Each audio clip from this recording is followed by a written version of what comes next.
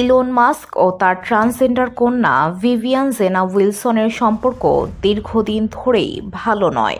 মার্কিন ধনকুবেবের সঙ্গে সম্পর্ক ছিন্ন এই ট্রান্সজেন্ডার কন্যা আবারও তার ধনী বাবাকে তীব্র সমালোচনায় বিদ্ধ ও বিস্ফোরক মন্তব্য করেছেন। ২০ বছর বয়সী উইলসন বলেছেন তিনি তার বাবাকে তেমন গুরুত্বই দেন না এবং টেসলা প্রধানকে করুণ শিশুসুলভ মানসিকতার ব্যক্তি বলে উল্লেখ করেছেন। ভিভিয়ান জেনা উইলসন ১৮ বছর বয়সে আইনিভাবে তার নাম ও লিঙ্গ পরিবর্তন করেন। সম্প্রতি মিডিয়ায় মুখোমুখি হয়ে আবারও তার বাবা সম্পর্কে কঠোর মন্তব্য করেছেন। করুণ শিশু মানসিকতার লোক।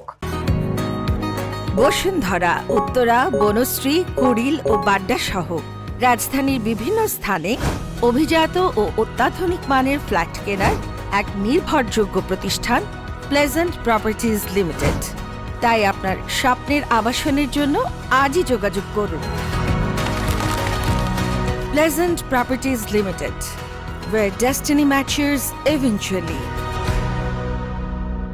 টিন ভোগে দেওয়া এক সাক্ষাৎকারে উইলসন মাস্ককে প্যাথেটিক ম্যান চাইল্ড বা করুণ শিশু মানসিকতার লোক বলে কটাক্ষ করেছেন। সেই সঙ্গে তিনি মাস্কের ক্ষমতা বা সম্পদের পরোয়া করেন না বলেও কটাক্ষ করেন। উইলসনের ভাষায় তিনি একজন করুণ শিশু মানসিকতার লোক।